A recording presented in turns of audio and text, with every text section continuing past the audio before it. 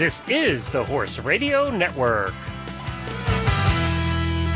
This is episode 872 of Horse Tip Daily. A different horse tip, a different equine topic, a different equestrian expert every day. Horse Tip Daily brings the world of equine knowledge to you, one day at a time.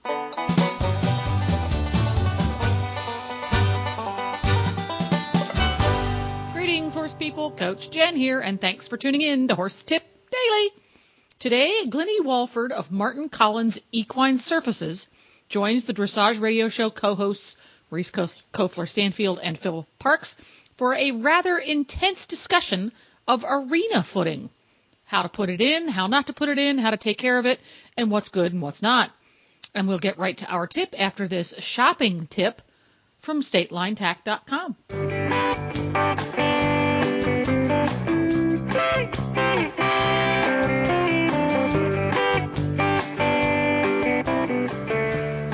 When the weather forecast calls for wind, rain, bone-chilling temperatures, or snow, look no further than Statelinetack.com to make sure your barn time is warm, dry, and stylish. Statelinetack.com has jackets and vests that keep you warm and dry from afternoon hacks in New England to break of dawn schooling sessions in Wellington. They also carry a wide selection of toasty warm breeches for schooling ring or show ring. They even have waterproof breeches for those days when Mother Nature is at her worst. And Statelinetack.com knows there's nothing more satisfying than having warm, dry feet at the barn. So they have beautiful winter boots for showing, weather-busting paddock boots for on the horse or off, and lots of rubber boots for mucking about. Surf over to Statelinetack.com today and choose from your favorite brands like Ariat, Debonair, Dublin, Mountain Horse, Carrots, Tough Rider, and many, many more. Statelinetack.com.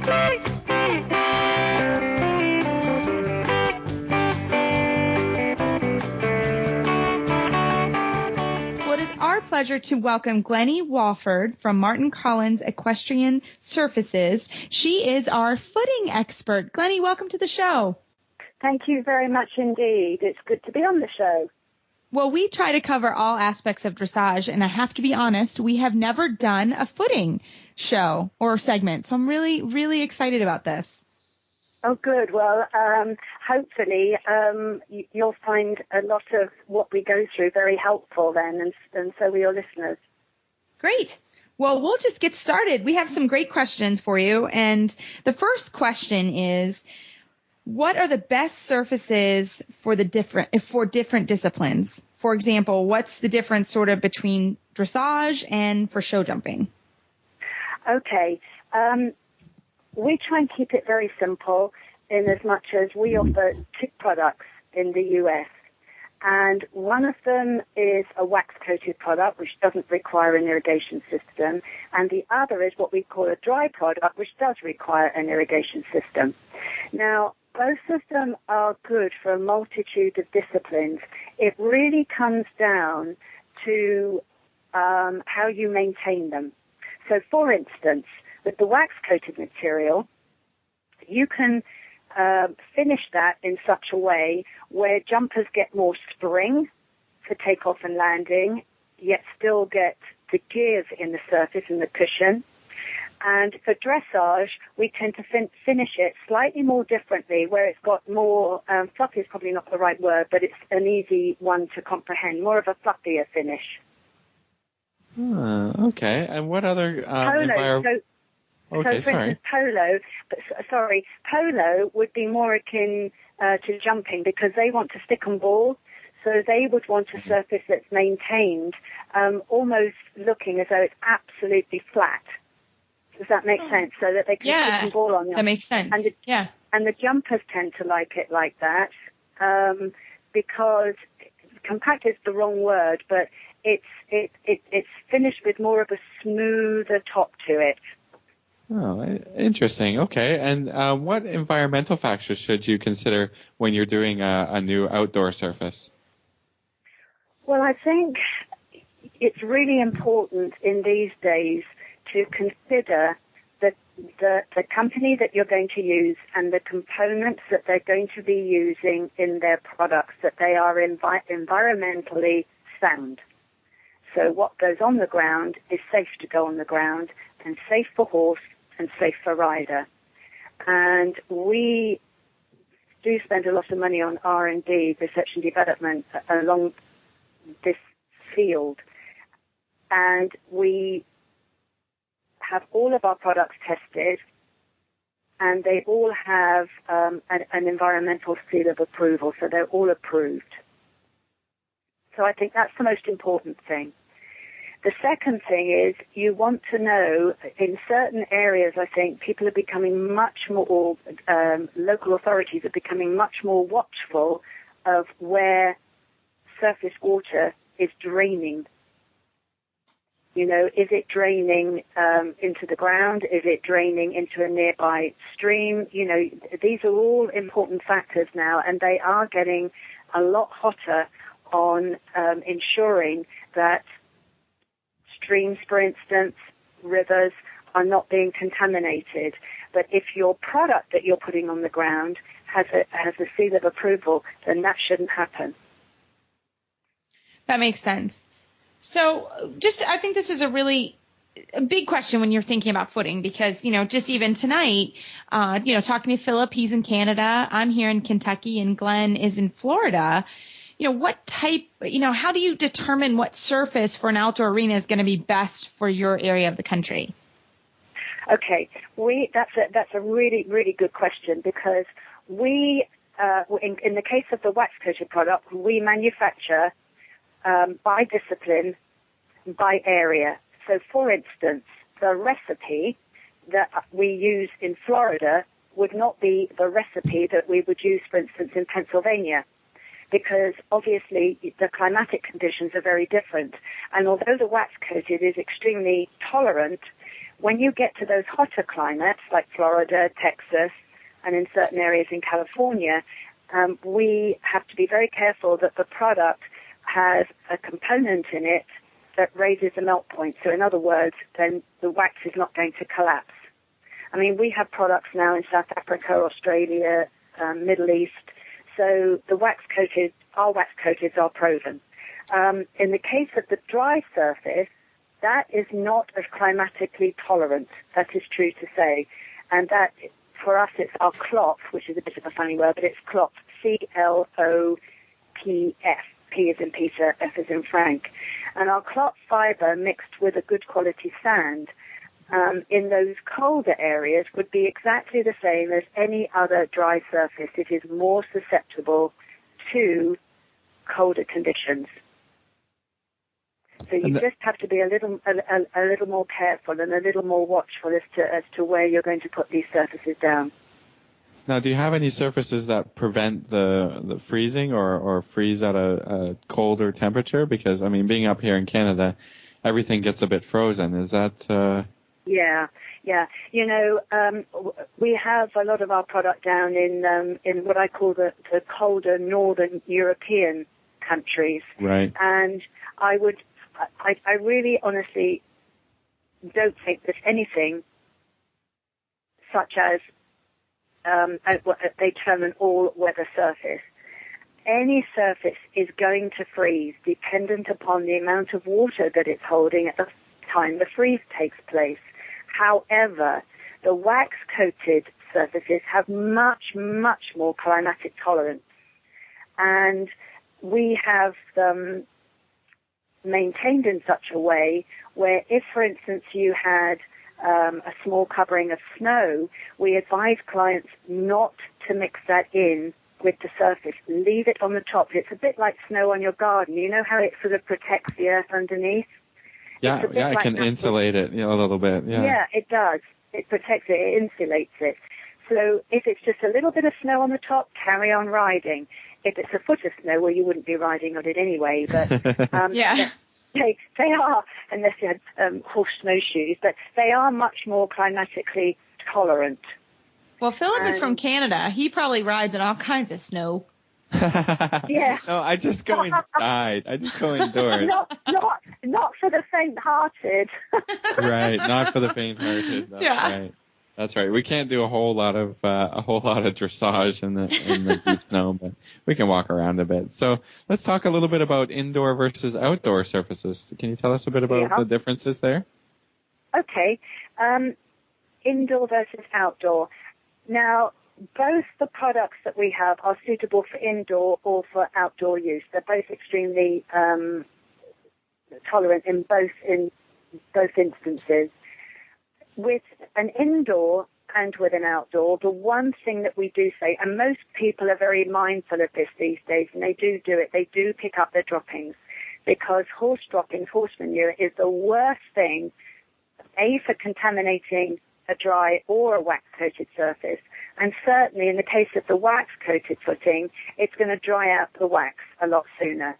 So on an indoor, I would say that in the summertime, it's good to get airflow.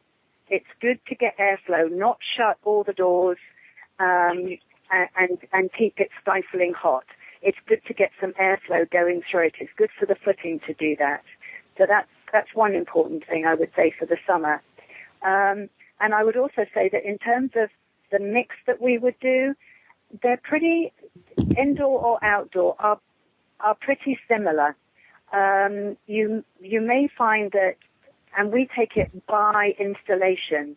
So, for instance, if it's a big equestrian center, for instance, with a lot of horses going through the indoor, then we might put just a little bit more wax in it to cope with that high horse usage.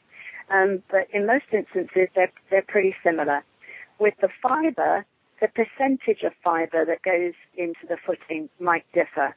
It may differ if you've got a small indoor school where you need a lot more root structure in the sand to aid the horses turning on, fairly tight corners. So there are little tweaks, let's put it that way, but that is by installation and the number of horses using the footing. Because I would assume with footing it's very specific for where you are and like you were saying with the usage. So, as a facility owner, what is a checklist that a facility owner could go through when considering a new type of footing? Okay. I would say keep it in your mind as simple as possible. Work out what's the criteria? What are the most important points? Budget is going to be a big one. So think about the budget that you have to spend. Think about how many horses are going to be using it. Think about what you want to get out of that footing. Are you prepared to water it? Or are you in an area where you can't water it? If it's outdoor, don't put it, don't build it, don't construct it on a piece of ground that is fairly sloping, because it's going to cost you a lot more in leveling the land in terms of groundwork. The more level a spot you can find, the less expensive it's going to be to build. Don't build it in an area where you've got a lot of leaf fall around you, because the leaf fall, again, during the autumn months, will contaminate the surface if you leave the leaves on there, and that wouldn't matter whatever surface was going on. That's a contamination problem. And another really important point, which I know is not directly talking about footing, but wherever you construct your arena on an outdoor or an indoor for that matter, ensure that you have a good approach that's clean, so that when your horses go into your footing and when your maintenance machinery goes in, it's not taking debris in on it. You're going to keep it as clean as you possibly can.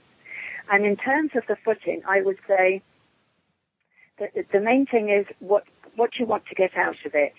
The budget, can you water it? And then go and talk to people, research it. Don't make a quick decision.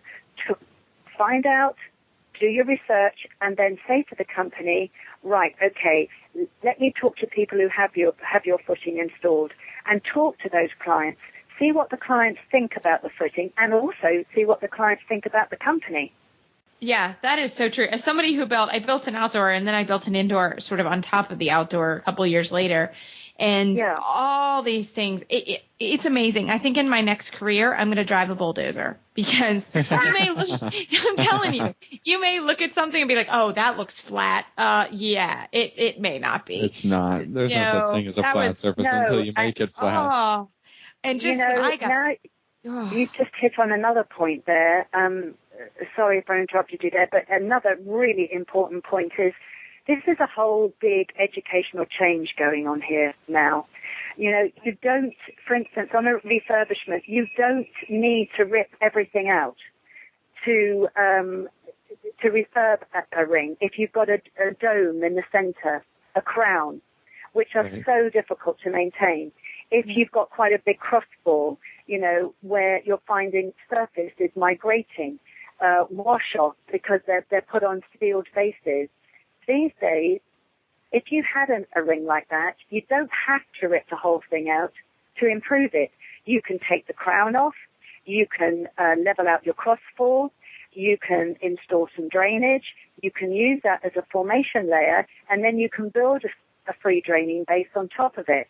But always ensure that you go to a reputable company. It's going to cost you more, but it's such a huge investment that it's money well spent for the long term. Yeah, I mean, I have to reiterate that point because I've been around and, you know, some people go to a company and then end up having to undo all of the work that they did because they didn't really know what they were doing. I've seen it quite a few times, you know, companies that don't necessarily know anything about, you know, equine footing or building a ring, but they have a bulldozer and they go in and they mess it up for a cheaper price, but in the end it ends up costing you more, right? Like that doesn't make any sense. Yeah. Absolutely. And, you know, we see it time and time and time again, as you've just said. And for me, it's an industry where, and it's the same in the UK, and we have been pushing for this in the UK for, golly, how long have I been doing this? 22 years, and Martin's been running the company over 35. Right. We've been pushing for an industry standard, you know, so that people are protected. I mean, we do stand by what we do, and we do work with approved contractors who will do it right first time. You know, and so often somebody will say, I've got somebody down the road and he can do it and it won't be a problem. And you think, oh, golly, I hope so. Because No, it is so true. And you really do. I love the idea of go to people that have rings in your area and talk to them, because I did that before I built mine. And, you know, there was an excavator in town and several people used them and he messed up several arenas. So, you know, they're like, don't use this excavator, or, you know, there's certain things that you can do and really research and take your time, because it is more of a pain to ride on it. And, you know, God forbid your horses get hurt or you have to redo it. Oh my Lord, you don't want to be doing that. It really is something. I mean, just the time involved, right? I mean, you want to get the ring in, you want to ride on it, right? And then maybe you waste a whole summer messing around with a problem that could have been taken care of right away and done properly, and then you can enjoy your arena. And well, especially here, because the construction, you can only do it during the summer, right? You can't do anything during the winter. It all snows and it freezes over. So you'll lose a year, like an entire year of riding, possibly in an indoor that, you know, a very expensive indoor that you just built, or, you know, all these kinds of situations. So I think, you know, get it done right. I think more people are realizing that the free draining base is the way to go. You know, and not to put them, you know, not to put sort of 3 inches of concrete screenings, you know, on a sealed base and then wonder why your horse is jarred up. You know, I think people are especially with the world opening up the way it is, you know, with riders being able to experience footing in different countries and then coming back and saying, crikey, yes, look, you know, we can do something different here and it's not going to cost an arm and a leg. Yeah. So on that note, so I was just going to say budget. The costs. What are the costs involved? Well, the wax-coated footing that we produce is expensive. There's no two ways about it. It is expensive to install initially, but once it's in, you get what I call in inverted commas a cost holiday. And I always advise clients to do a 5-year projection, because by the time they've taken the cost of the wax-coated footing and then versa that against no irrigation system, those are all important factors to take into consideration, and the cost of maintaining a dry surface, for instance, versus a wax surface. So although it's expensive initially to put in, you do get a cost holiday.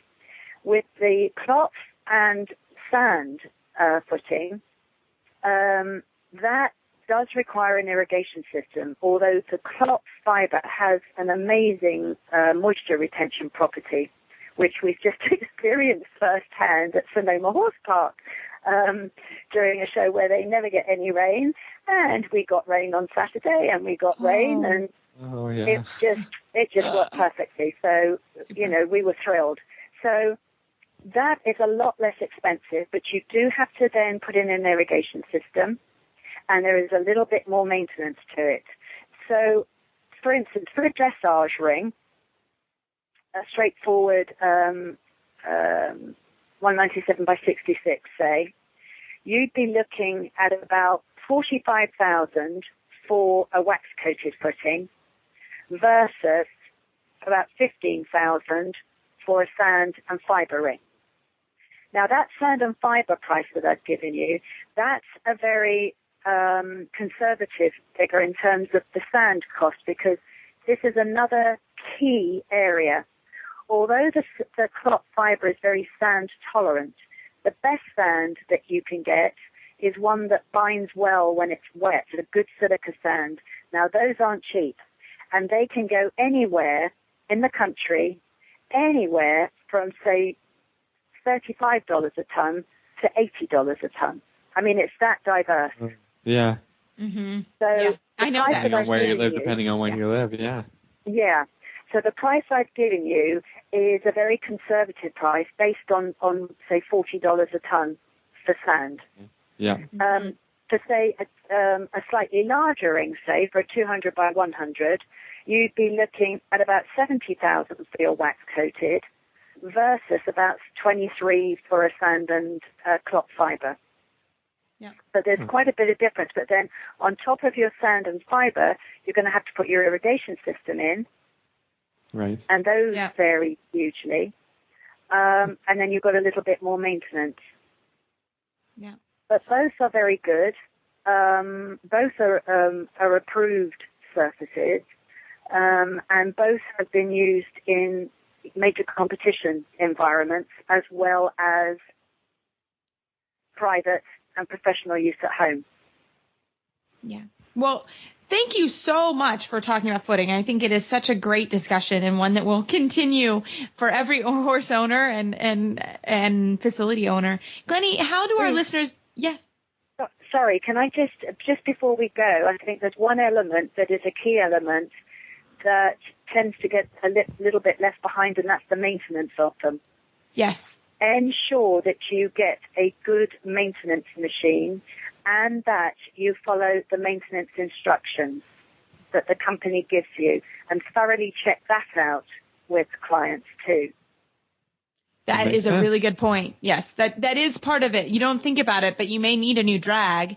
And when you do the arena, you don't figure that into the price. I learned that the hard way.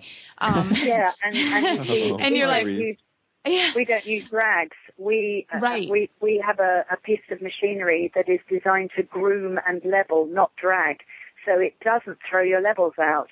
And we also give our clients a DVD on how to maintain their ring, and then we also have a customer follow-up care service. So we go back to them periodically, or they have a line they can call us if they need some help. But it's a really important factor.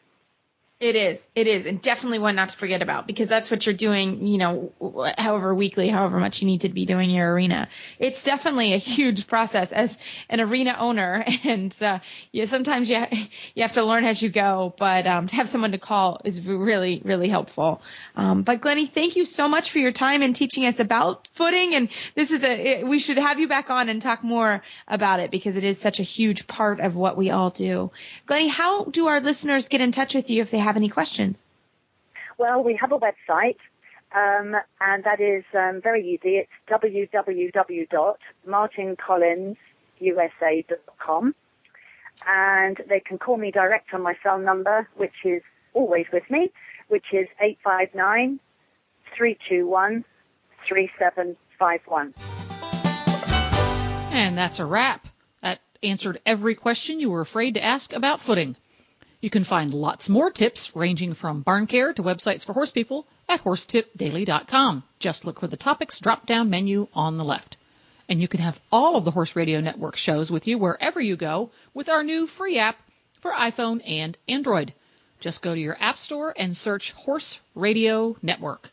And don't forget to support our sponsors here on Horse Tip Daily because they really do make these podcasts possible. Today's podcast has been brought to you through the generous support of Statelinetack.com. The Horse Radio Network and the Horse Radio Network hosts are not responsible for statements of guests or their opinions. Use your own judgment when listening to the tips provided by the experts on Horse Tip Daily.